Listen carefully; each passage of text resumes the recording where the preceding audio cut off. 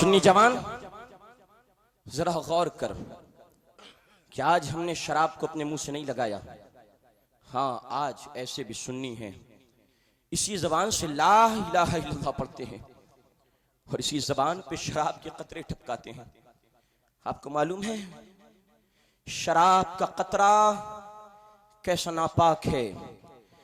एक एक कतरा जिस तरह गटर का पानी नापाक होता है, जिस तरह लैट्रीन का पानी गटर का पानी नापाक, शराब का एक एक कतरा मिनवान इसी तरह से नापाक होता है। पूछिए हजरत से, अपने पीर साहब से पूछिए और मसला मालूम कीजिए। हुजूर, आपके दरबार में अर्ज है, हुजूर मसला बताइए। क्या फुक़हा ने नहीं फरमाया कि अगर एक कुएं पानी में जिसमें हजारों बाल्टियां पानी, एक कुएं पानी में हजारों बाल्टियां पानी होती हैं, मगर एक कुएं पानी में अगर एक कतरा शराब का पिल जाए तो फुक़हा फरमाते हैं सारा कुआं हजारों बाल्टी नापाक, पूरा कुआं पाक करना पड़ेगा, पूरा कुआं साफ करना पड़ेगा। सोच सोच सोच, जो इस कदर नापाक हो, जो बुराइयों की जड़ हो, जिसे कुरान ने कहा ये बुराइयों की जड़ है, शराब बुराइयों की जड़ है। उस शराब को जिसे कुएं में एक कतरा पड़ जाए तो पूरा कुआं नापाक, उस नापाक को तू अपने पेट में डाल रहा है और पूरे पेट और उससे बनने वाले है रगों में दौड़ने वाले खून को नापाक कर रहा है। तेरे जिस्म का खून का कतरा कतरा उस शराब के नशे की वजह से कुछ देर के लिए नापाक हो जाता है।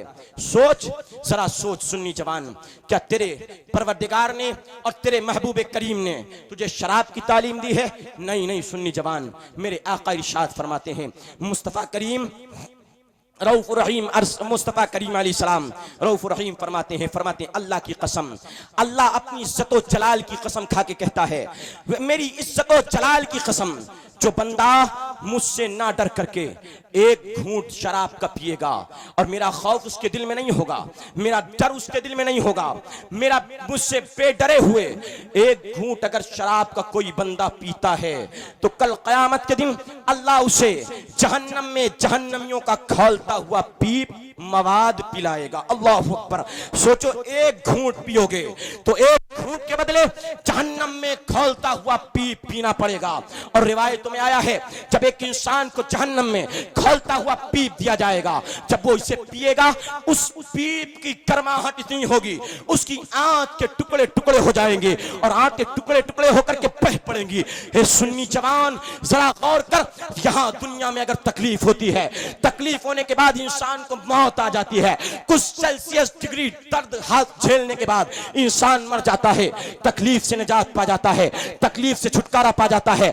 मगर क्या कल क़यामत के दिन जब इंसान जहन्नम में शराब पीने की सजा दी जाएगी तो क्या उसे मौत आएगी और उस तकलीफ से छूट जाएगा? नहीं, मौत भी आने वाली नहीं है, मौत हमेशा के लिए खत्म कर दी जाएगी। अब सिर्फ अदाब होगा, अब सिर्फ सजा दी जाएगी, अब सिर्फ जहन्नम के खौफनाक वादियां होंगी। और मेरे आका अलैहिस्सलाम ने फरमाया, हाँ हाँ, जो बंदा मेरी रजा की खातिर, जो बंदा मेरी खुशनुदी की खातिर, जो बंदा अपने खुदा को राजी करने के लिए एक घूंट शराब का छोड़ता है, अल्लाह ताला फरमाता है मैं उसे अपने महबूब के हाथों कल क़यामत के दिन जन्नत का जामे कौसर पिलाऊंगा। मुस्तफा फरमाते हैं जन्नत का जामे कौसर पिलाऊंगा।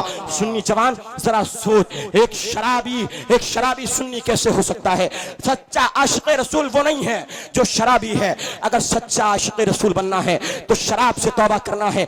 अगर सच्चा आशिक़ रसूल बनना है, आज कोई इस गुनाह के बारे में नहीं बोलता है। हाँ हाँ, जब नाप तौल करते हैं, गल्ला तौलते हैं, सब्जियां तौलते हैं, जब सारी चीजें करते हैं तो डंडी मारते हैं, कांटे में जरा हल्का तौलते हैं और दाम पूरे 1 किलो के लेते हैं, मगर सामान 1 किलो से कम रखते हैं। आओ जरा देखो मुस्तफा ने इस गुनाह के बारे में क्या फरमाया है। मेरे आका फरमाते हैं जिस कौम में नाप तौल में कमी आती है और कौम गद्दारी करती है, धोखाधड़ी करती है और नाप तौल में कमी करके लोगों को धोखा देती है, मुस्तफा फरमाते हैं वो बंदा, उस कौम में, उस बस्ती में खुश्क साली ला दी जाती है, गल्ले में कमी ला दी जाती है, कहत साली ला दी जाती है, बारिश का नुज़ूल कम होता है। और मेरे कुरान कहता है, 30वां पारा है, कुरान कहता है वैलुल लिल मुतफ्फिफीन अल्लज़ीना इज़ा तालू अला अन्नासी यस्तौफून व इज़ा कालूहुम अव वज़नूहुम युखसिरून। कुरान कहता है खराबी खराबी है नाप तौल में कमी करने वालों के लिए, खराबी है नाप तौल में कमी करने वालों के लिए, खराबी है नाप तौल में कमी करने वालों के लिए कि जब वो नापते हैं और सामान लेते हैं तो पूरा पूरा लेते हैं, लेकिन जब सामान देते हैं और सामान उनको देना होता है तो नाप तौल में डंडी मारते हैं। कुरान कहता है ऐसे नाप तौल में कमी करने वालों के लिए खराबी है, ऐसे नाप तौल में कमी करने वालों के लिए जहन्नम की वादी वैल है। ए सुन्नियों, जानते हो वादी वैल कौन सी है? जहन्नम की वादी वैल किसे कहते हैं? हज़रात सुनो, सैयदना अब्दुल्लाह इब्न अब्बास हिब्रुल उम्मा इरशाद फरमाते हैं जहन्नम की वादी वैल वो है जो नाप तौल में कमी करने वालों को बतौर सजा उसमें डाला जाएगा। अल्लाहु अकबर कि अगर उसमें पूरे पहाड़ चलाए जाएं तो पहाड़ पूरे पूरे उस वादी वैल में पिघल जाएंगे, उसकी गर्मी से फट जाएंगे, उसकी गर्मी से रेजा रेजा हो जाएंगे, उसकी गर्मी से। हे सुन्नी जवान, नाप तौल में कमी करने वाले, मैं तुझसे पूछना चाहता हूँ जिस जहन्नम के आदाब को एक पहाड़ न झेल पाए, तेरा नर्म नाजुक बदन, तेरा जरा सा बदन, तेरा हल्का फुल्का बदन, तेरी ये तकलीफ दे, तेरा ये तकलीफ न सह पाने वाला बदन, तेरा ये नर्म नाजुक मखमली बदन किस तरह जहन्नम के आदाब से बच पाएगा, किस तरह जहन्नम के आदाब को बर्दाश्त कर पाएगा? हे सुन्नी जवान, अपने अंदर इंक़िलाब ला, अपने आप को सच्चा आशिक़ रसूल बना, अपने आप को सच्चा पीर का खादिम बना ले, पीर की खिदमत कर, खूब कर खिदमत। और पीर ने जो तालीमात तुझे अता फरमाई है, पीर जो शरीयत का रास्ता तुझे बताता है, पीर जो तरीक़त का रास्ता तुझे बताता है, पीर जो मारिफत का रास्ता तुझे बताता है, पीर जो तसव्वुफ़ का रास्ता तुझे बताता है, पीर जो सुलूक का रास्ता तुझे बताता है, पीर जो इस्तिवाए मुस्तफा करता है, तो पीर के नक्शे कदम को देख करके पीर ही के पीछे पीछे तुझे भी चलना चाहिए, पीर की बातों पे अमल तुझे भी करना चाहिए।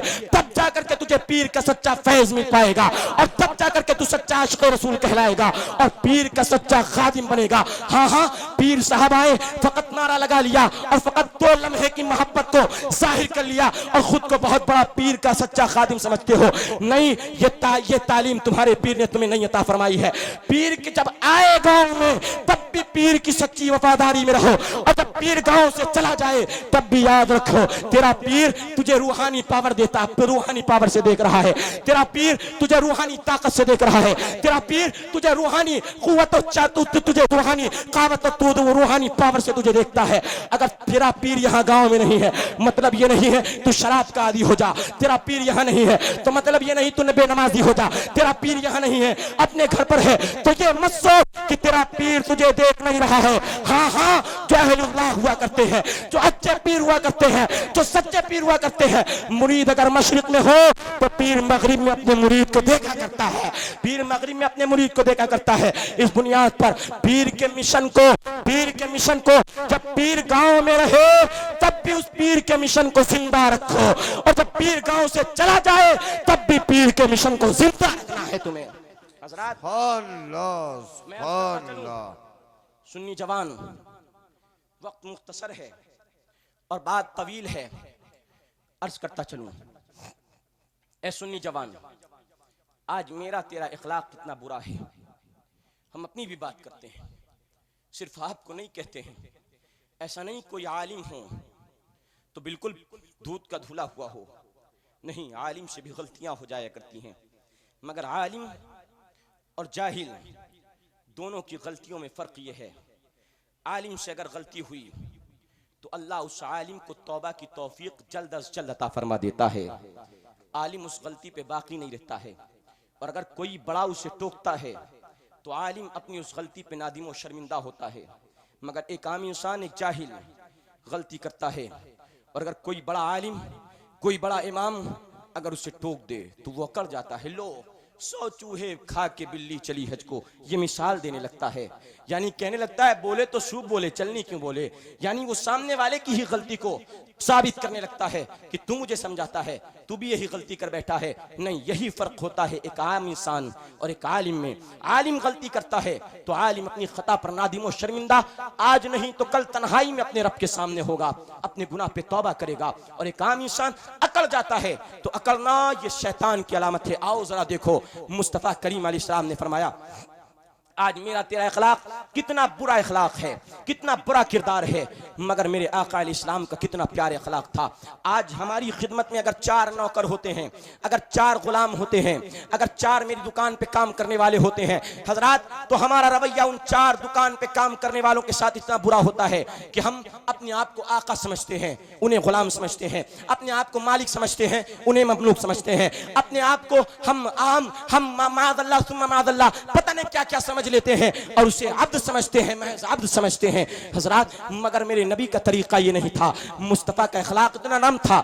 नबी के जाती खादिम हैं सैयदना अनस बिन मालिक, बुखारी और मुस्लिम की रवायत है। सैयदना अनस बिन मालिक कहते हैं, हाँ सुनो, लक़द ख़तमतु रसूलुल्लाह सल्लल्लाहु अलैहि वसल्लम अशरा हिजजिन, कहते हैं मैंने 10 साल मुस्तफ़ा की खिदमत की है, दिनों रात मुस्तफ़ा के देखे हैं, 24 घंटे मुस्तफ़ा के देखे हैं, लम्हे लम्हे मुस्तफ़ा के देखे हैं, उठना बैठना मुस्तफ़ा के देखा है। मगर जिंदगी में कभी ऐसा नहीं हुआ है कि मेरे आका अलैहिस्सलाम ने किसी बात में मुझे डांटा हो, किसी बात में मुझे टोका हो। मेरे नबी इतने सारी कायनात के मालिक हैं, सारी कायनात के मुस्तफ़ा करीम अलैहिस्सलाम मुख्तार बनाए गए हैं, मगर अपने खादिमों के साथ कितना नरम रह जा लगते हैं, अपने खादिमों के साथ कितना प्यार भरा रवैया इख्तियार फरमाते हैं। हज़रात जरा गौर करो, आका करीम अलैहिस्सलाम का अखलाक मोहम्मदिया कैसा था।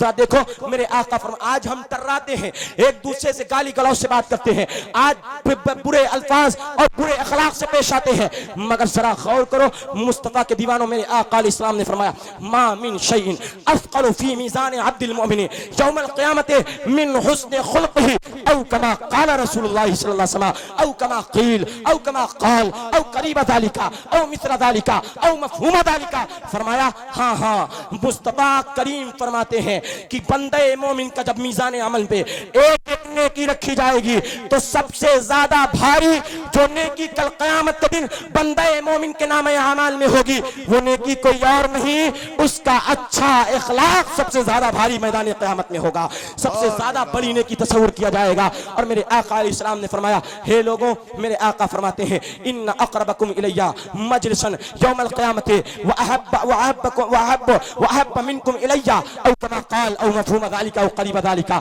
मुस्तफ़ा फरमाते कल क़यामत के दिन जब कोई किसी का ना होगा, बाप बेटे का ना होगा, बेटा बाप का ना होगा, भाई भाई का नहीं होगा, बहन माँ की नहीं होगी, माँ अपने बेटों के काम नहीं आएगी।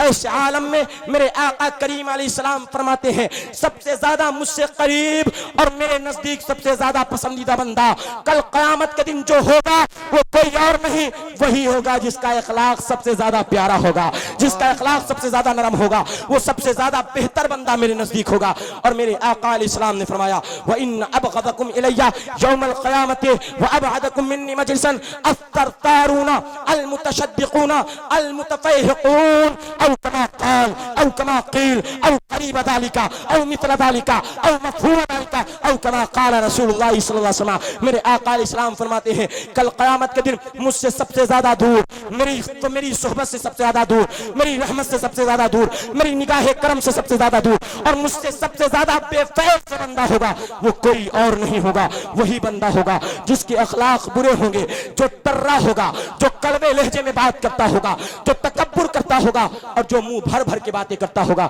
यानी उसके पास होगा तो कुछ नहीं मगर लंबी लंबी फेंकेगा, दोस्तों अहबाब में दिखावे की खातिर बड़ी बड़ी फेंक करके झूठ बोलेगा। मेरे आका फरमाते हैं, कल क़यामत के दिन ये बंदा मुझसे सबसे ज्यादा दूर होगा और मेरी रहमतों से सबसे ज्यादा दूर होगा, मेरे निगाह करम से सबसे ज्यादा दूर होगा। और मेरे आका फरमाते हैं, हाँ जो तकब्बुर करता है, जो करता है, जो अमीर गरीब का फर्क करता है, जो गोरे काले का फर्क करता है, जो लंबे नाटे का फर्क करता है, जो कमजोर और ताकतवर का फर्क करता है, यानी जो गरीबों पे ज़्यादतियां करता है और उनके मुकाबिल अपने आप को बड़ा समझता है, ऐसा बंदा भी मेरे नजदीक कल क़यामत के दिन सबसे ज्यादा नापसंदीदा होगा। और मेरे आका अलैहिस्सलाम के सहाबी से पूछा जाता है, अच्छा ये बताइए अच्छा अखलाक क्या है? तो फरमाते सुनो, अच्छा अखलाक ये है कफ़्फ़ुल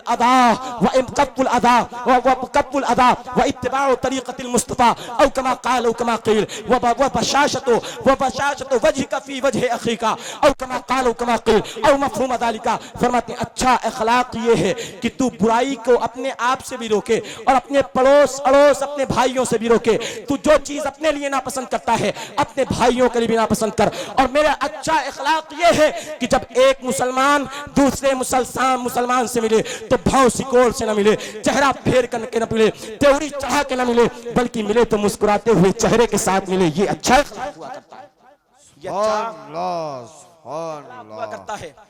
हजरात, अपने आप को मुस्तफ़ा के अखलाक का मजहर बनाओ, आका करीम अलैहिस्सलाम के अखलाक के करीब करो। हजरात जरा गौर करो, बस आखिरी बात अर्ज करता चलूं।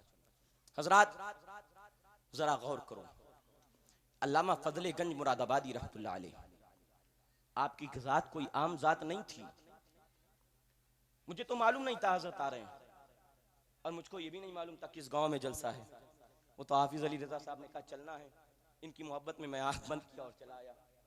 मुझको मालूम होता ना कि यहाँ हुजूर अल्लामा फजले गंज मुरादाबादी रहमतुल्लाह अलैह के खानदान के कोई चश्मो चराग तशरीफ ला रहे ना, आज पूरी तकरीर का मौजू वही खानवादे फजले गंज मुरादाबादी ही होता। हजरात में अगर कुछ हजरात जरा गौर कीजिए, अल्लामा फजले गंज मुरादाबादी रहमतुल्लाह अलैह, आपकी जब विलादत होती है, आपने बारहा ये वाकया सुना होगा कि सरकार गौसे आदम जब रमजान में पैदा हुए तो सरकार गौसे आदम की पैदाइश जब हुई तो सरकार गौसे आदम रज़ियल्लाहु अन्हु पूरे रमजान दूध नहीं पीते थे, और पूरे कस्बा गिलान में ये बात मशहूर थी कि सैयदों में एक ऐसा बेटा पैदा हुआ है जो बेटा रमजान के महीने में दूध नहीं पीता है, और जैसे ही इफ्तार का वक्त होता है और अजान मगरिब कानों में गूंजती है, गौसे आदम माँ के पिस्तान को मुंह लगा देते हैं और रोजा खोलना शुरू फरमा देते हैं। आपने सुना होगा, मगर इसी हिंदुस्तान की सरजमीन पर, इसी शहर मुरादाबाद के इलाके में एक बड़ी अजीम शख्सियत जलवा फरोज है, जिसे हम और आप फजले गंज मुरादाबादी कहते हैं नहीं कहते हैं। ये भी गौसे आदम का सच्चा नाइब था, ये भी गौसे आदम का सच्चा मजहर था, ये भी गौसे आदम रज़ियल्लाहु अन्हु के सच्चे नक्शे कदम पर था, और गौसे आदम का फैज इस फजले गंज मुरादाबादी पे भी झमाझम बरसता था। और रिवायतों में आया है कि जब आप पैदा हुए अल्लामा फजले गंज मुरादाबादी, तो आपकी पूरी बस्ती में ये वाकया मशहूर था कि जिस तरह गौसे आदम रमजान में पैदा होते ही रोजा रखा करते थे, इसी तरह अल्लामा फजले गंज मुरादाबादी भी अपने बचपने में रोजा रखा करते थे। रहमतुल्लाह की करामतें हैं। और याद रखो, आप जब थोड़ा बड़े होते हैं और जब आप इल्म हासिल करने के लिए सैयदना शाह अब्दुल अजीज मुहद्दिस देहलवी रहमतुल्लाह अलैह की बारगाह में हाजिर होते हैं, उस वक्त के बड़े अजीम मुहद्दिस दिल्ली शरीफ में आप इल्म हासिल करने के लिए पहुंचे, तो सैयदना शाह अब्दुल अजीज मुहद्दिस देहलवी हजरत शाह फजले गंज मुरादाबादी रहमतुल्लाह अलैह से, फजले रहमान गंज मुरादाबादी रहमतुल्लाह अलैह से ऐसी मोहब्बत फरमाते कि सारे बच्चों को क्लास में पढ़ाते हैं और दिन में पढ़ाते हैं, मगर अल्लामा फजले गंज मुरादाबादी रहमतुल्लाह अलैह को सैयदना शेख अब्दुल अजीज मुहद्दिस देहलवी रात में इशा के बाद पढ़ाना शुरू करते हैं और अकेले पढ़ाते हैं। सैयदना फजल रहमान गंज मुरादाबादी को अकेले पढ़ाते हैं और आपके साथ सिर्फ अपने दामाद सैयद जहीरुद्दीन ही को शरीक फरमाते, किसी और को साथ में ना पढ़ाते हैं, सिर्फ और सिर्फ अल्लामा फजल रहमान गंज मुरादाबादी को पढ़ाते हैं। लोगों ने सवाल किया, हजरत आप हमें तो दिन में पढ़ाते हैं, आप हम पे इतनी तवज्जो नहीं फरमाते हैं, लेकिन रात में खास एक वक्त निकाल करके अल्लामा फजल रहमान गंज मुरादाबादी को क्यों पढ़ाते हैं? आखिर उनकी तन्हाई में क्या आलम है? तो शेख अब्दुल हक मुहद्दिस देहलवी दिल्ली शरीफ के बुजुर्गों इरशाद फरमाते हैं, सुन लो बेटा, ये फजल रहमान कोई आम शख्सियत नहीं है, ये वो जात है जिसको हम हर वक्त हर लम्हा मदीने वाला आका की तवज्जो खास हासिल हुआ करती है। तो मैं अब्दुल अजीज ये चाहता हूँ कि इनके साथ मुस्तफा की खास तवज्जो हुआ करती है, तो मैं रात की तन्हाई खास इनके साथ गुजारूं, ताकि जब मुस्तफा की तवज्जो है खास फजल रहमान पे पड़े तो मुस्तफा की तवज्जो फजल रहमान के उस्ताद अब्दुल अजीज पे भी पड़ जाया करे। ये आलम था सैयदना शाह फजल रहमान गंज मुरादाबादी रहमतुल्लाह अलैह का। और सैयदना फजल रहमान गंज मुरादाबादी के, अब आप जरा सोचिए, जिसके शागिर्दों में ऐसे खोशाची हों और ऐसे बड़े बड़े अकाबिर बुजुर्ग हों, उसकी शख्सियत और उसकी जात का आलम कैसे पता लगाया जा सकता है कि जब उनके शागिर्दों का यह आलम है उनके, तो उस जात का आलम क्या होगा। मालूम है अल्लामा फजल रहमान गंज मुरादाबादी रहमतुल्लाह अलैह के शागिर्दों में कैसी शख्सियतें हैं। पाकिस्तान लाहौर के वक्त के मुहद्दिस आलम सैयद दीदार अली शाह रहमतुल्लाह अलैह, वो भी किसी और के शागिर्द नहीं, अल्लामा फजल रहमान के दर के नमकखार हैं। और आपको मालूम है पीलीभीत के बहुत अजीम मुहद्दिस, जिसे उस जमाने में हिंदुस्तान में इल्म हदीस का मुहद्दिस आदम कहा जाता था, मुहद्दिस कबीर कहा जाता था, जिसे उस जमाने का हाफिजुल हदीस कहा जाता था, और जिसे बुखारी और मुस्लिम ज़बानियात सित्ता की किताबें अक्सर ज़बानियात थी, यानी पूरी लाखों लाख हदीसें जिसे याद थी। अल्लामा शाह वसी अहमद मुहद्दिस सूरती रहमतुल्लाह अलैह, उनका नाम नामी है। ये किसी और के पढ़ाए हुए नहीं थे, ये किसी और के फैज़ याफ्ता नहीं थे, ये किसी और दर के नमकखार नहीं थे, ये किसी और दर के ख़ोशाची नहीं थे।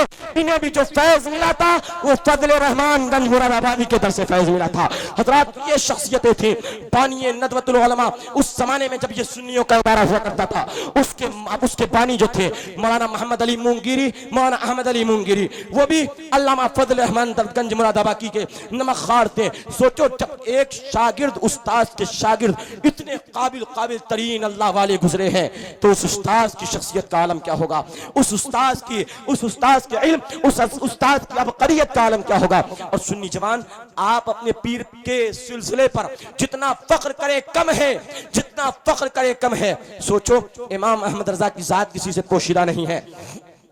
इमाम अहमद रजा की जात आज मुहताज तारुफ नहीं है।